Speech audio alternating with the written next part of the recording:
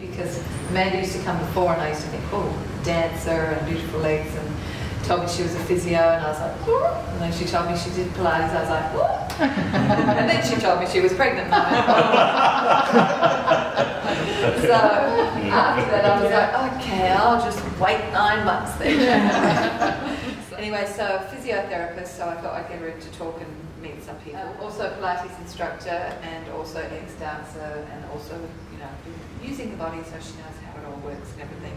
And as a physiotherapist, I'm thinking, you know, with the part-time sort of situation, maybe she'll be here for a couple of hours, sort of during one day or two of the week, that sort of thing. So it's nice to have somebody on hand to do that with us as well. Okay, so now I'll hand it over to her. But as a physio, I've worked for the last 10 years at Griffith Rehab Hospital in Hove. So my specialty is basically rehab, anything post-surgical or prehab. So anyone that's got an injury and might need physio to try and either prevent surgery or strengthen you up so after surgery you feel great.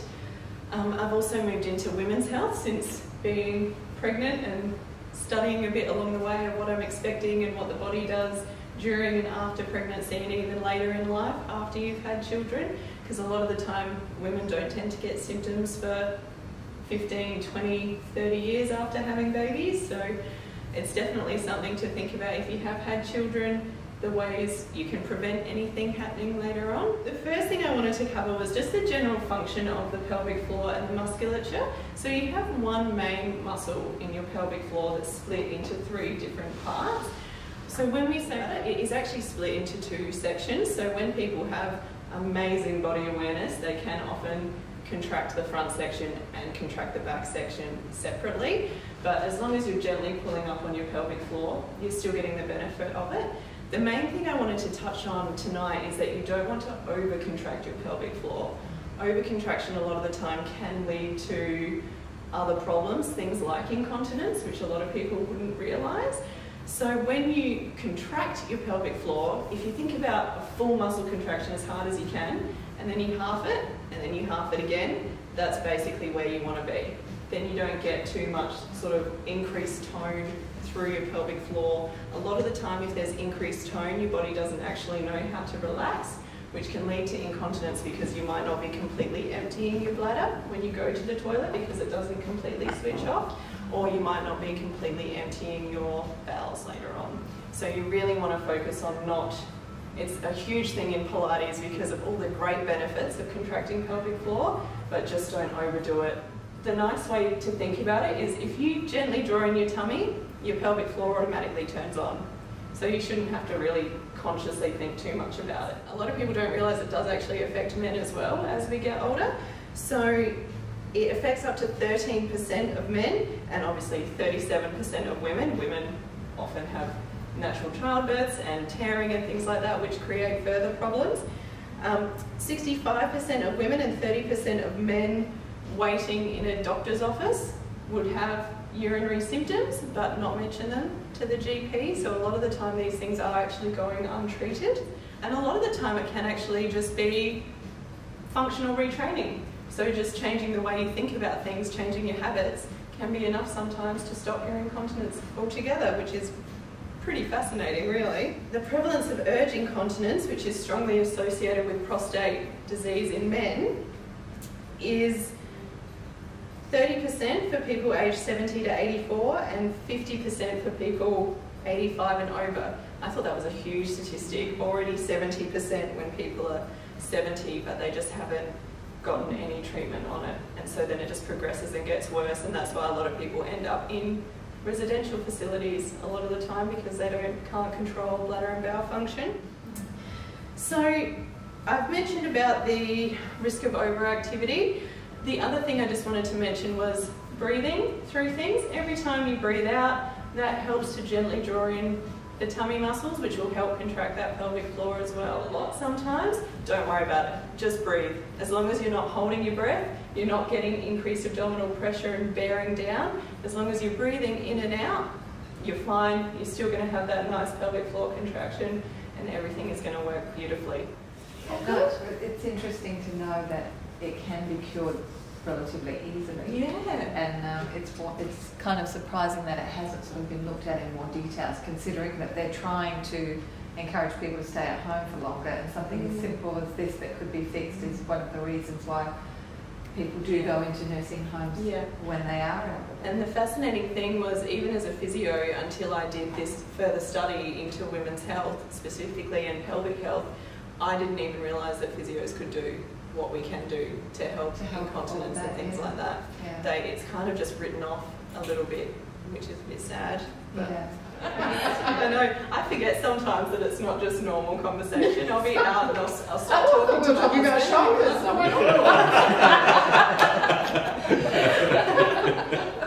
All right, let's talk about shoulders. Let's move right up there, shall we? So, anatomy of shoulders, even for physios and a lot of health professionals, that it is the most confusing part of the human anatomy. So many little small muscles, lots of movement that the shoulder can get. It's not just the shoulder specifically that you have to focus on, you also have to think about the back and the neck and and the chest, all the other muscles that combine to get nice movement through the shoulder. So the main part that we're going to focus on today, we've all obviously heard of rotator cuff muscles and things like that get a bit flared up and aggravated. They will come through up here where the acromion is. So the acromion is just that little bone. If you feel from the tip of your shoulder and walk up, you feel a really knobbly bit. Come down from that knobbly bit, and it's quite tender sometimes. At the front there's like a little bone that feels like this when you press on it. Yeah, everyone can feel that just before your collarbone basically. That's your acromion. It's quite tender because there's a lot of muscle insertions that attach onto that. And what I'm going to talk about tonight focuses on correct placement of the acromion. When it's forward, it starts to compress all the muscles that run through there, your rotator cuffs, bursas that sit in the front of the shoulder, and it can lead to things like rotator cuff repairs in the long run, things like frozen shoulder as well, just because of bad placement of that muscle. So other common shoulder injuries are tendinitis. I'm sure a lot of people have heard about rotator cuff or biceps tendon tendinitis, impingement of the shoulder and pectoral muscles, and that frozen shoulder, which we often get. Things like osteoarthritis of the shoulder are very common as well. The hard thing with that is once it gets to a certain point, you can try to re-strengthen, but that pain will it won't go away without a shoulder replacement, because the bones can often be so worn down that there's just not really anything we can do physically to get it stronger. So prevention is always much better than the cure. If you strengthen up those muscles before it becomes a problem, you're much less likely to have a problem in the long run. And that goes for all of the shoulder issues and impairments. A lot of people end up with shoulder problems because from a young age in Australia we like to play sport, do things like cricket or basketball or netball, lots of overhead activity and usually terrible control through the shoulder blades because it's not something that we work on. A lot of young people go to the gym, they'll do biceps, triceps, shoulder, big strong muscles, but no one does the back muscles. I tried to get my husband, he's 6'4" and quite a built strong man, goes to the gym 3 times a week, thinks he's super strong. Tried to get him to do one of my mid-back exercises for his shoulder blades, couldn't do it. He did 2 and then he got up and walked away in a huff because it was all just too hard for him. So it's very interesting how weak people that think they're strong can be through those shoulders. Full shoulder range is about 180 degrees, depending on your just biomechanics as a human being, but usually we can get 180 degrees in the shoulder. Of that 180, 120 is just the shoulder joint, so just the ball and socket moving. After that 120, the last 60 degrees is what your shoulder blade does. The first 120 comes from here, that comes up this way. The last bit is the upward rotation of the shoulder blade there. What we need to get that correct upward rotation is basically correct function of small muscles through your back and little ones that come around the side.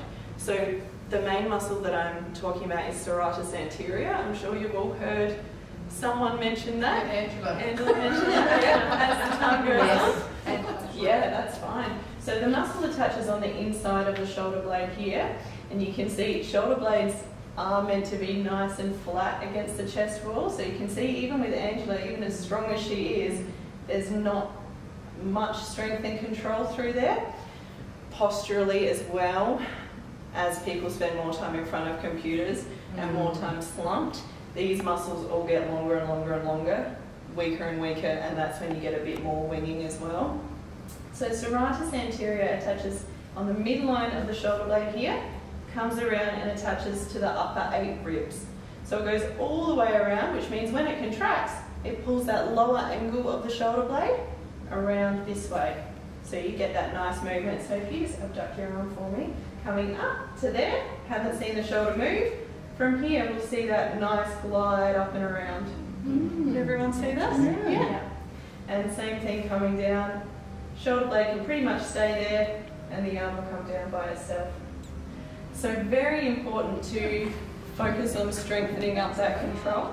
Basically the middle and lower traps and what I call the rhomboids.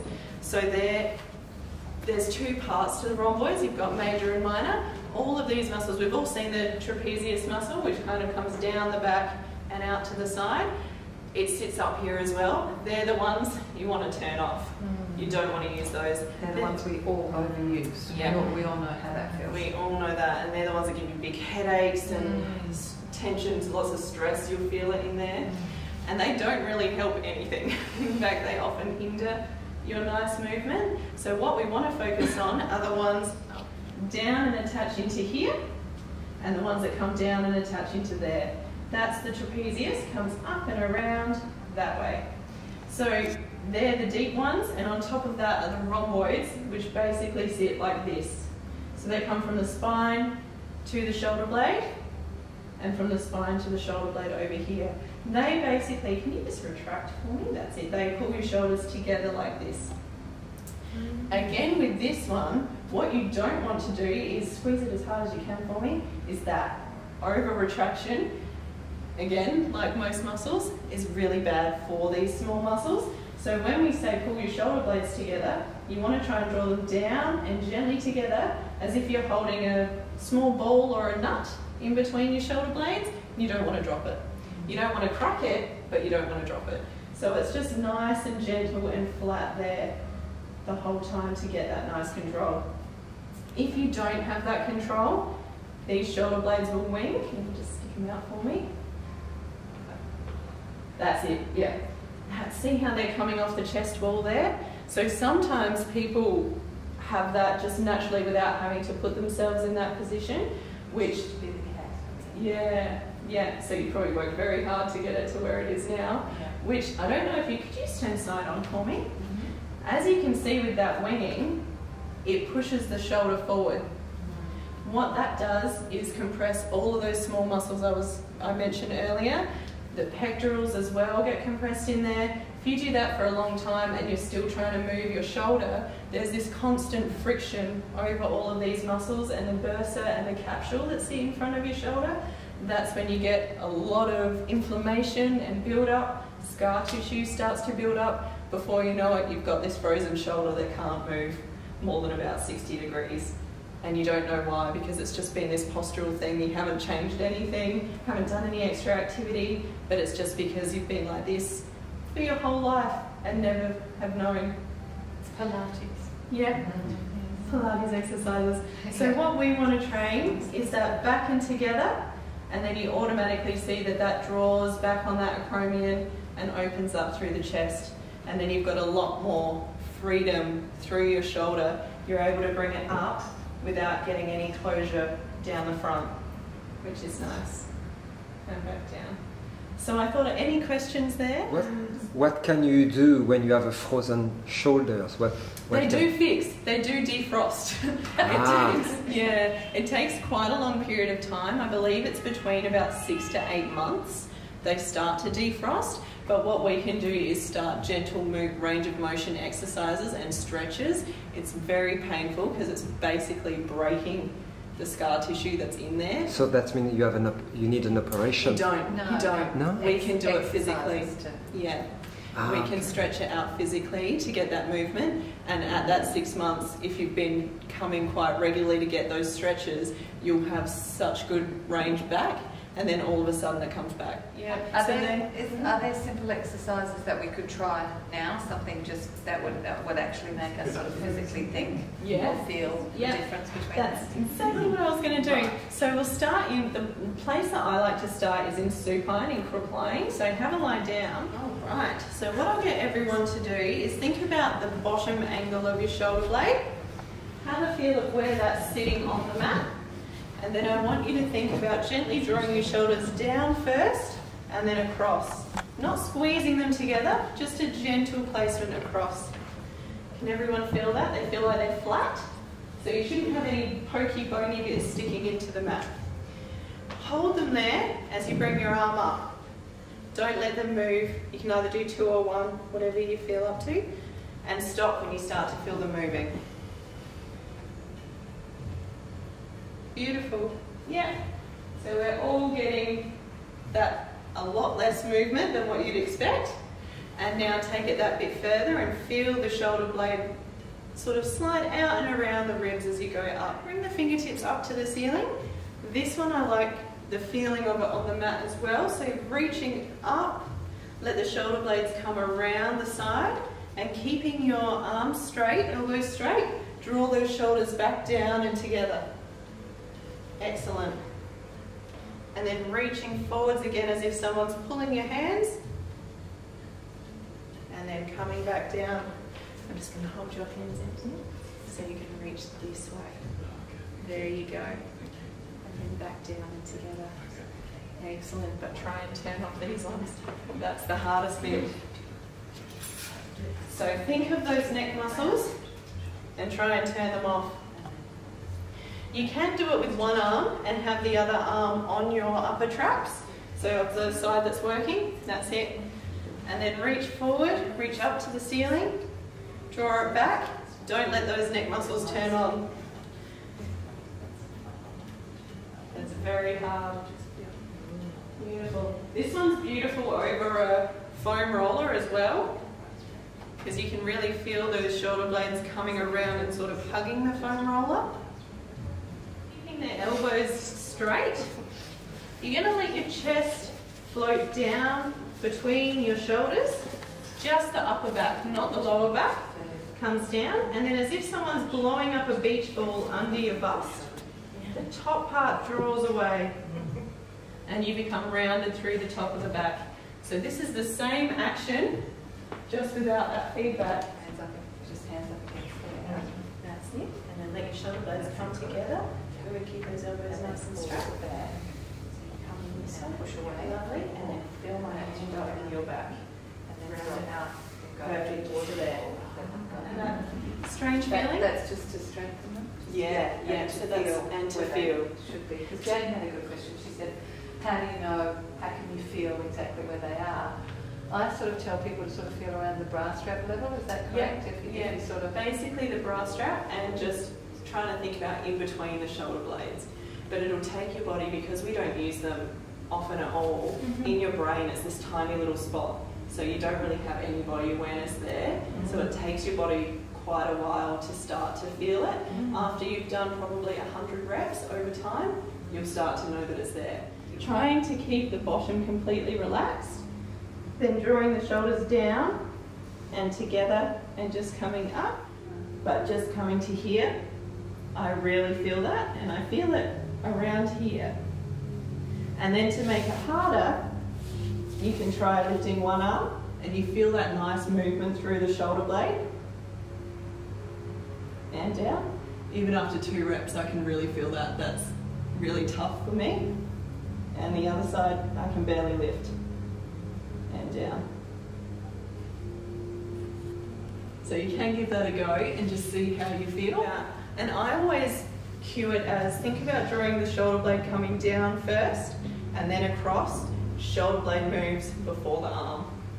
If the arm's lifting, you're probably just using posterior shoulder muscles, posterior delts and things like that. Whereas if the shoulder blade moves first, it then just pulls up the arm with it. Women are always a lot more weak in their upper body as well, and we don't tend to work it quite as hard, especially these days. A lot of people are more focused on squats and the bum and the legs and things like that, and we don't focus on our upper body as much. Just do a couple because you'll definitely feel that. Everyone feel how hard that is to lift one arm, and you think about it and you'd see someone doing it and you go, that's such an easy exercise, but it's not. No. I struggle after. I'm always the kind of physio I am. I'm not a hands-on physio. I do a little bit when it's required, but I'm definitely more of an exercise and proactive approach kind of physio.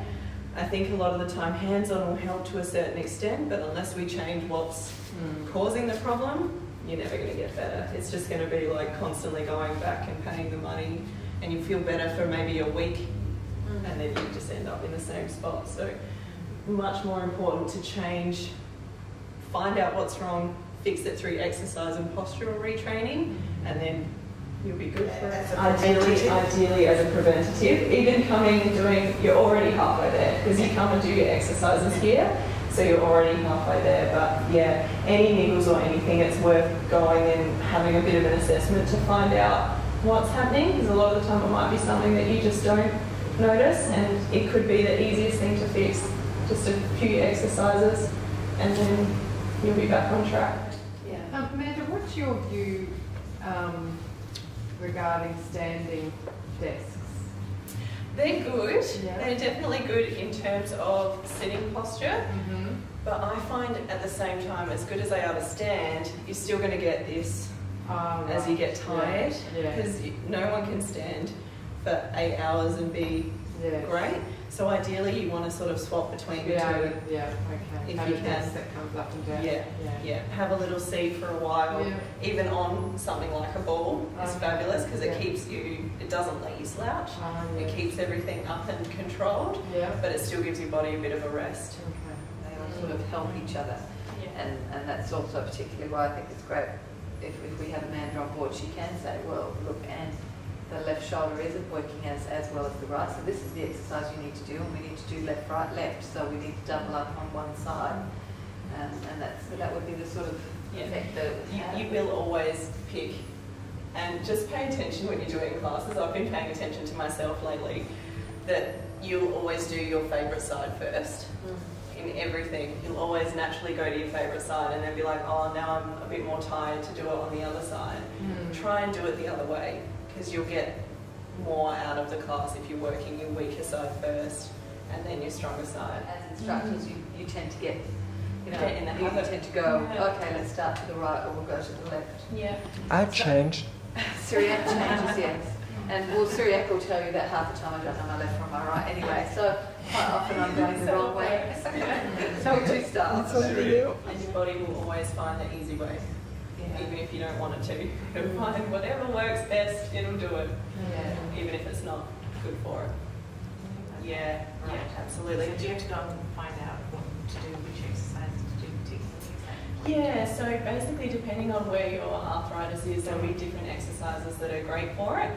What we try to do in general is build up the strength through the muscles that surround that joint, because that way you're taking the pressure off of the joint itself.